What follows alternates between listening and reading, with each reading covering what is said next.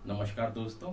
आज का वीडियो शुरू करने से पहले मैं आपको बता देना चाहता हूं कि वीडियो नंबर 5 और वीडियो नंबर 7 आप जरूर देखें ताकि आपको आज का वीडियो अच्छे से समझ में आ जाए। आज का वीडियो जो है वो फ्रेंच वर्ब एथ के बारे में है। इसमें आपको फ्रेंच वर्ब एथ और इसकी कॉन्जुगेटेड फॉर्म के बारे में बताया गया है। इस एथ के कुछ वीडियो पार्ट्स रहेंगे, तो आज फर्स्ट पार्ट है। उम्मीद करता हूँ आपको पसंद आएगा और इस वीडियो में जो कुछ रह गया है वो हम नेक्स्ट वीडियो पार्ट में जरूर कवर करेंगे। अगर आपके कुछ डाउट्स रह गए हैं वो भी अगले वीडियो में जरूर क्लियर किए जाएंगे। तो आइए वीडियो शुरू करते हैं। एत्र एत्र का मतलब होता है इंग्लिश में टू बी। हिंदी में से बोला जाता है होना या बनना। टू बी एक इन्फिनेटिव वर्ब है। यह एक ऑक्सिलरी वर्ब भी है, यानी हेल्पिंग वर्ब। तो टू बी का प्रयोग हम I you he she it यानी मैं तुम हम वह आप वे के साथ कैसे करते हैं, तो उसके लिए हमें इसकी कॉन्जुगेशन फॉर्म बनानी होती है। इसकी कॉन्जुगेशन फॉर्म होती है is am are. Video number 7 में मैंने आपको ये बताया हुआ है, तो आप प्लीज वो वीडियो जरूर देखें। तो यहाँ पे भी हम समझ लेते हैं इसको। तो इसकी कॉन्जुगेशन फॉर्म हम I you he she it we they के साथ कैसे बनाते हैं, देखिए।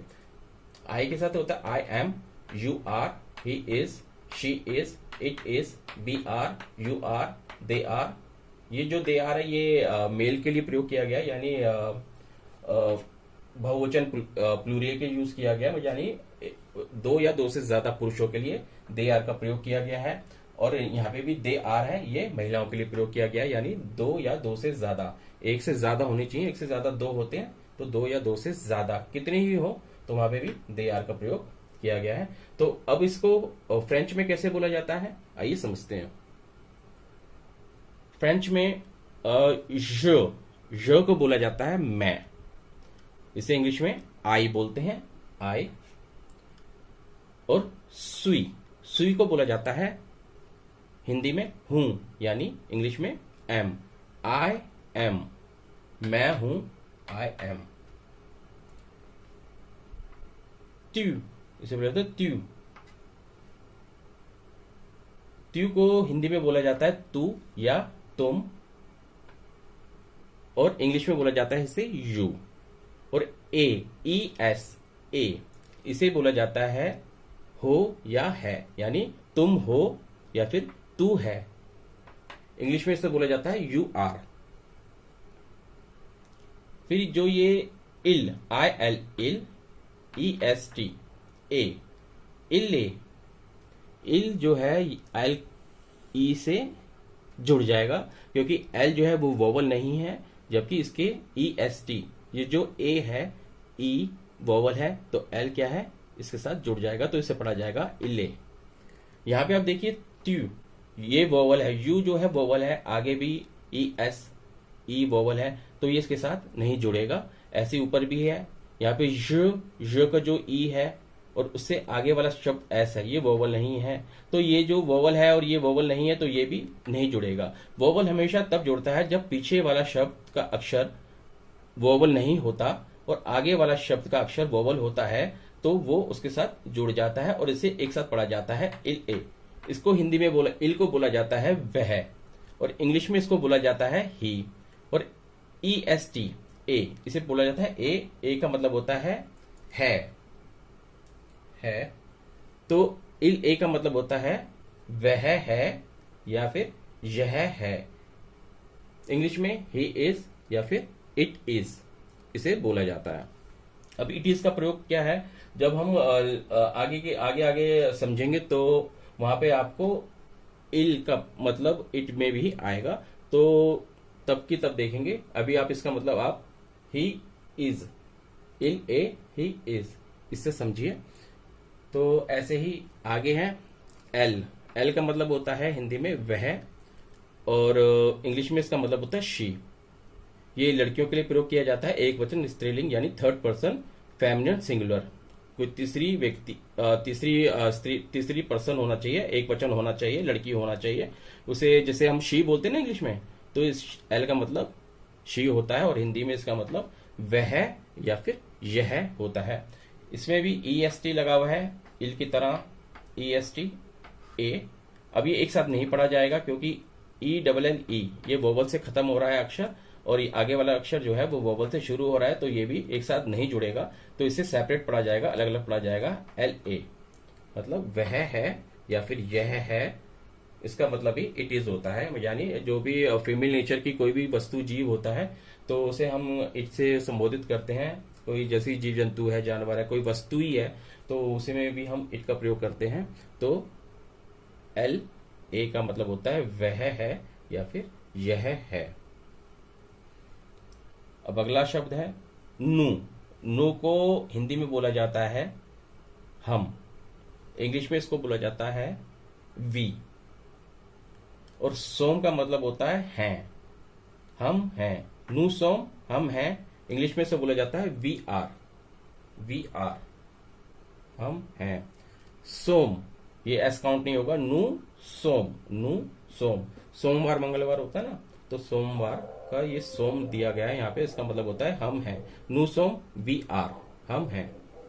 ऐसे ही वू, वू का मतलब होता है आप।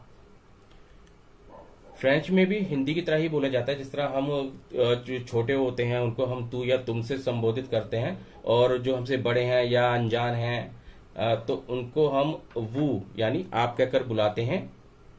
और फ्रेंच में भी वू दिया गया है उसके लिए। इंग्लिश में जबकि ऐसा नहीं होता, इंग्लिश में यू ही बोला जाता है दोनों के लिए, तुम और आप के लिए। तो फ्रेंच में भी ये शब्द अलग से दिया गया है वू, जिसका मतलब होता है आप।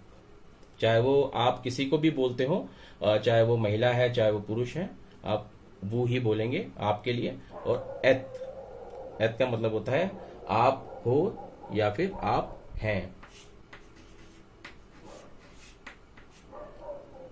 इंग्लिश में इसको यू आर बोला जाता है। फिर अगला देखिए इल, इसे बोला जाता है इल। ये जो ऊपर इल है जिसको ही बोला जाता है, वह है या फिर यह है। इल ए वह है या फिर यह है, तो ये क्या है, सिंगुलर पर्सन के लिए, यानी एक वचन पुरुष के लिए दिया गया है।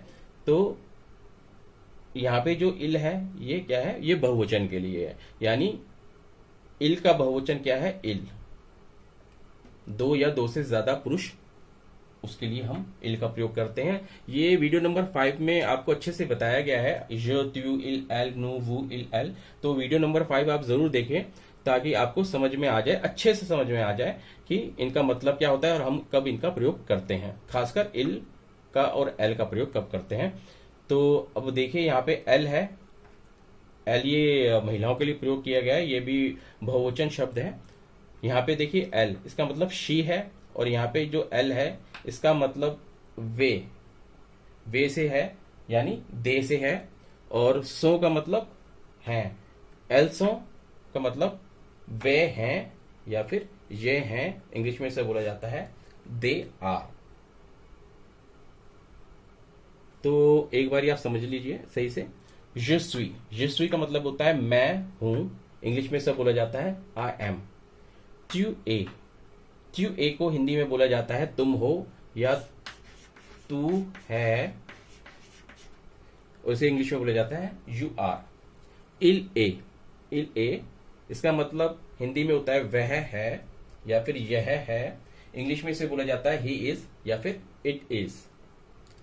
एल ए इसे हिंदी में बोला जाता है वह है, यह है, इंग्लिश में इसका मतलब होता है शी इज या फिर इट इज। ये फीमेल नेचर की कोई भी वस्तु होगी, जीव होगी, जिसमें हम इट का प्रयोग करते हैं, तो ये उसके लिए इट इज। तो नु सोम का मतलब होता है हम हैं, इंग्लिश में इसे बोला जाता है वी आर।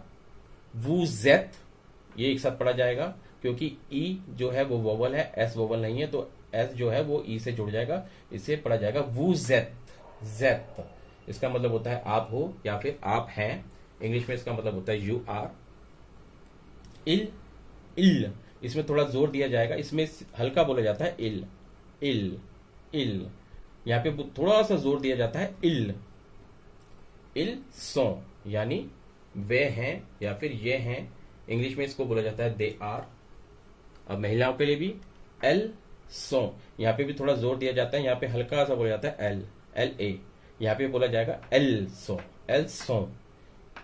का मतलब होता है वह है, ये है दे आर। इनको हम प्लूरल को हम वो हैं करके भी बुलाते हैं ना, वो हैं, तो इसका मतलब वो हैं भी होता है, वो हैं,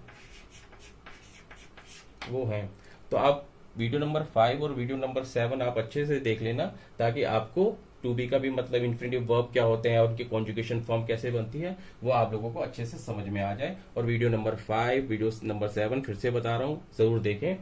तो आज का वीडियो बस इतना ही था। तो मिलते हैं एत्र के अगले वीडियो में, ताकि आपको अच्छे से इनको समझाया जा सके और इनके वाक्य भी बनाए जा सके। तब तक के लिए धन्यवाद।